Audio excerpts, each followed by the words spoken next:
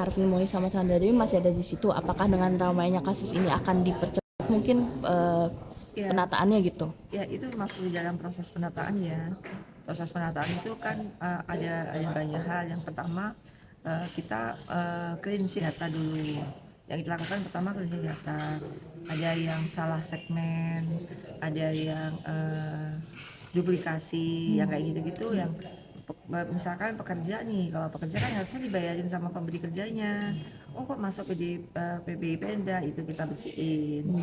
Ada PNS, mungkin dulunya belum PNS, jadi masuk di segmen PBI Pemda. Oh tapi ternyata udah masuk PNS, masuk di sini kita bersihin. Yang hal kayak gitu kita udah ngebersihin sampai sekitar berapa ya datanya? Karena paparan kita tadi 400 lebih, 500.000 lebih yang kita bersihin.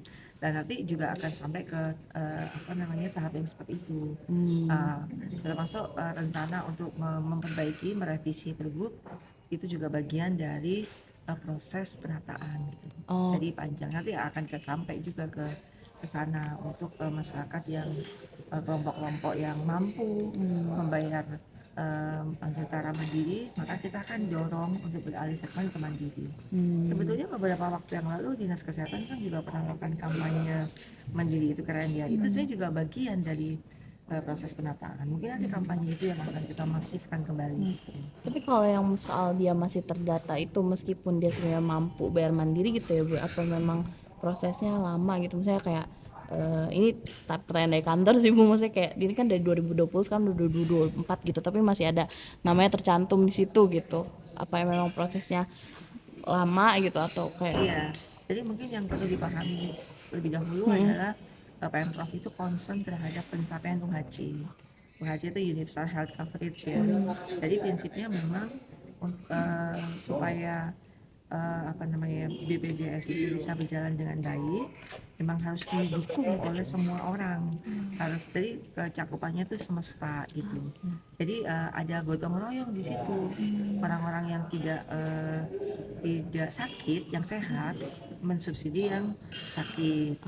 Yang mampu mungkin mensubsidi yang nggak mampu gitu ya. Jadi ada proses subsidi silang.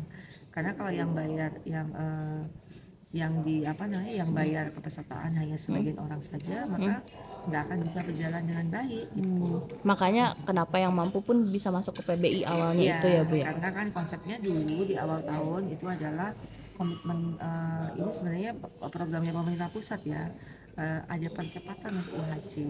UHC-nya dipercepat supaya segera UHC. Karena kalau udah UHC, maka layanan BPJS itu akan bisa berjalan dengan baik. Dan masyarakat yang membutuhkan akses pelayanan kesehatan akan bisa terlayani dengan baik. Berarti penekanan sedikit ya Bu, berarti kayak istilahnya semua orang dimasukin dulu lah biar untuk mencapai UHC itu biar Nggak seperti itu juga, karena pada saat itu semuanya dikerjakan berdasarkan regulasi yang ada pada saat itu.